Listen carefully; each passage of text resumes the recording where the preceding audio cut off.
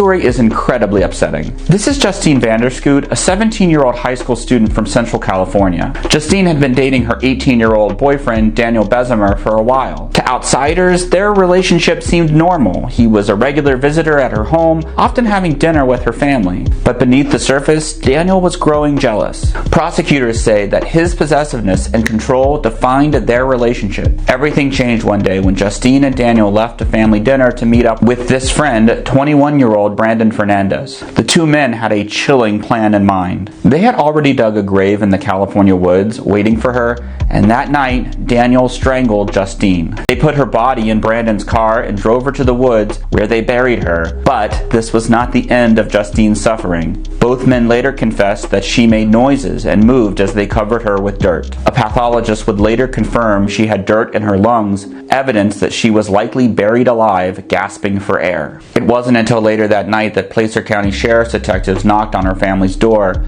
telling them their daughter would never be coming home. This all happened back in 2003, and Daniel and Brandon were convicted for their roles in Justine's murder, Daniel receiving a sentence of 25 years to life and Brandon 15 years to life. This case is a reminder of how deeply toxic patriarchal values like control and dominance can drive violence against women. The patriarchy has produced a crisis nobody in the mainstream media is talking about: the stunning number of women killed by intimate partners. In 2018, 63% of all female murders in the United States were committed by husbands, boyfriends, or exes. Until we address the toxic culture that produced monsters like Daniel Bessemer and Brandon Fernandez, expect stories like Justine's to continue.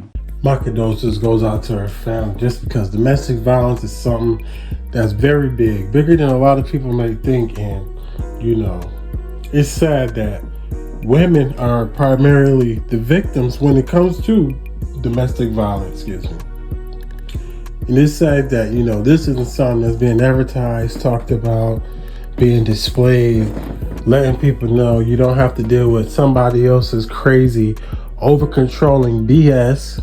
You know what I'm saying? Like, what makes people feel that they have the right to tell you what to do, how to do it?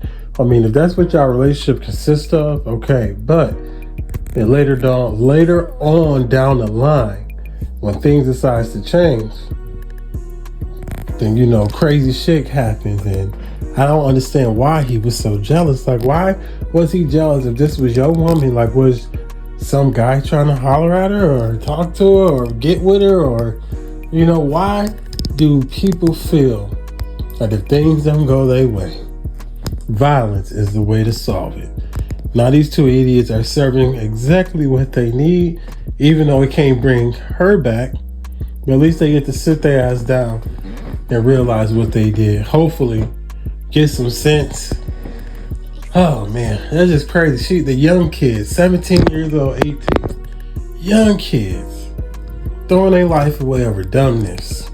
This story out of South Carolina is shocking, and we have to warn you, the details may be upsetting. You may remember 45-year-old John Paul Miller, the pastor who has found himself at the center of a controversy ever since his wife, Micah Miller, died in April. Micah's death sparked wild speculation and anger across the country. Her death was ruled to be self-inflicted, but many, including her family, still don't believe it, accusing her pastor husband of years of abuse and infidelity. It didn't help when he casually announced his wife's death in one of his sermons before an investigation had been completed. He also bizarrely insisted he tried to raise her from the dead. And now, just days ago, the FBI raided John Paul's home in Myrtle Beach.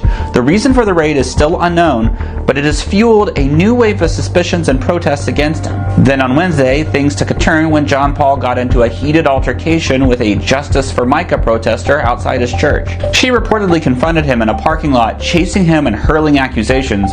In response, John Paul turned around and came face to face with her. According to the woman, he lifted his phone and tapped her on the hat, leading to an assault and battery charge against him. So much for turning the other cheek. He was arrested and spent the night in jail before being released on bond. Though authorities have not linked him directly to Micah's death, her family believes Micah's passing was staged. They've been vocal in calling for a deeper investigation into John Paul's role. Micah's death also led to revelations about John Paul's church, which owns millions in assets, including a private plane. So much for sell all your possessions possessions and give the money to the poor. And yet, despite the allegation, church leaders plan to welcome him back to the pulpit. This story sheds light on another side of religious institutions where financial power and community loyalty can often shield figures from consequences. Critics argue that without transparency and accountability, religious leaders abuse their positions. This is crazy because we didn't even hear if they got anything.